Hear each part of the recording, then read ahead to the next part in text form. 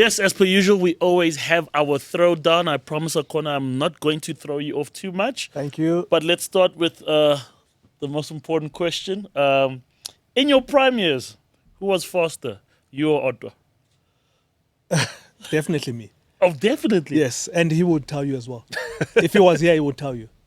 I thought that was going to be a little bit, more casual. You were No, going to it was say like definitely- 50-50. It was No, definitely he him. knows. I want to understand, having a brother, twin brother at that level of rugby, how deep was the competition like at home? Or were you guys always chilled about it? Or did you guys push each other? No, we did. And I think, for us, it was a blessing to play at that level for so many games. And it's sort of when things are not going well for you, you got someone that you can speak to and try and understand what you're going through and how to overcome that. Yeah. And having someone like my brother that I can just pick up the phone and say, listen, I'm not getting selected because I just came back from injury. How do you think I should handle this? And he's been through that. So that makes a big difference. This is not part of my question, but I want to know just in terms of you and That's his. number 3. No. I haven't. This Okay. always ends up going a bit longer than. What is your favorite moment that you and your brother have shared on the rugby field? Like, because you guys got to play together in your peaks. Is there a Yes. moment where you're like, this is super cool? Is there one that you can remember? That wasn't part of my list, sorry. I think it wasn't. There was a time where we played the Sharks in Durban, and one of my teammates, JP Nell, Yeah. who was very hard at tackling, and I remember the time where he tackled my brother, and I actually felt sorry for him, and I think purely because I'm the older one, Yeah. so you always feel some kind of way for your younger brother. Yeah. And I had a chat with JP. I said, please just take it easy. on Just him." tackle him. Yeah, just take it easy on him.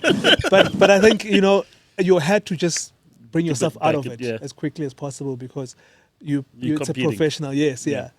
So I just want to know right now, who is your current best wing in the world of rugby right now? I know it's tough. yes, it's tough. This It's tough because firstly, it's hard pronouncing French people's names, and secondly, Yes, we yes. haven't seen some of our best guys maybe playing much recently. there's quite a few. Got to narrow it. Cheslin is definitely up there. Okay. I think Catley Arendse has grown as a player. When he came through, he was still a bit, making those soft mistakes, that you don't expect. But now, he's there. Okay. So our focus has been on touring. Who was your best roommate to stay with, and who was the worst person who used to snore, and who was the worst roommate you used to have? Okay, maybe they won't like me for this. We I wanna hear it. once shared a room with Gatro Steenkamp. Yeah, no, it was not pleasant. Sorry, Gatti. Still love you, my brother. And PSPs, I enjoyed him. As a young, because we made our Springbok debut together. All right. We made our Bulls full-on starting debut together. So we had a lot of commonalities, and I think for him, he had a big head on his shoulders, very young but mature youngster, and we had some nice chats. So on the pitch, there's always that one guy who you hate going up against. Who was your toughest individual opponent? And when you saw him coming, you're like, oh my God.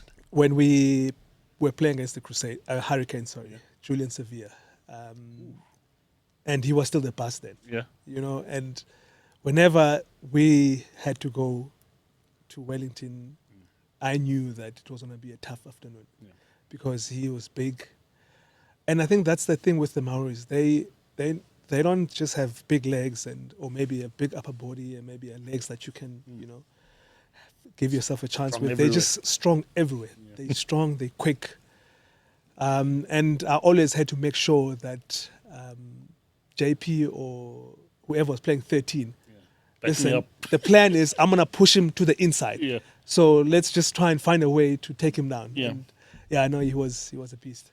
The team, because you've played in like Super Rugby in its peak, the team you dreaded playing the most. Crusaders. Give us the why.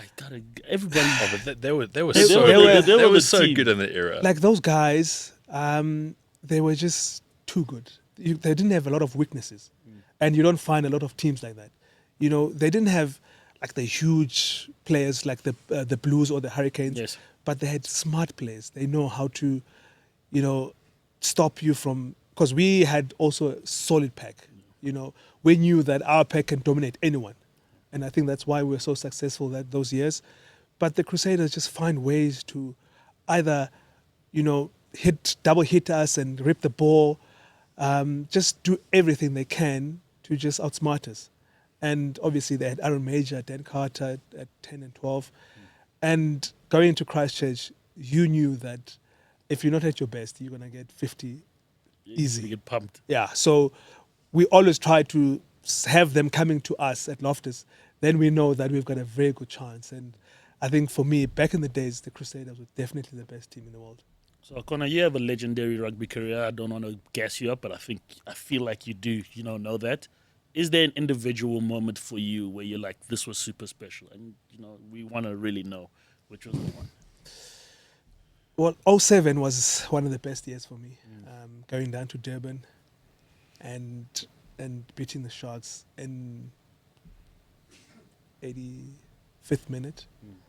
And just the way how that game happened, beating Crusaders in the semi-finals, knowing that you have to travel to Durban to play against the Sharks, was special. But I think, winning the World Cup, for your country. And same year, it was a good year. Yes, yeah, I know, definitely. Yeah. Now you come back, and I think, sometimes as players, you get in the moment. You don't actually think about it, but only when you're retired, then you look back and you realize what you've done. And, landing at OR Tambo and you're seeing the airport packed.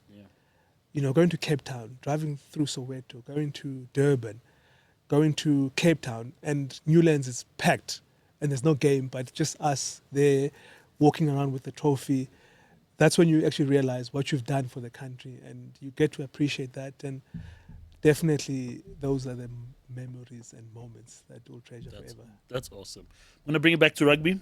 So your life is on the line, and somebody's got to kick for post to save your life. Who are you picking? Past, present, currently? I just want to know what's going on. I think it's, Monet Steyn is one of the guys I've played with who's solid. Derek Ohad was also very good kicker for post, but I think Henry Pollard for me for life is a proper Iceman. I think for him to not be in the squad, now and then getting a call from Rassi saying, listen, we need you.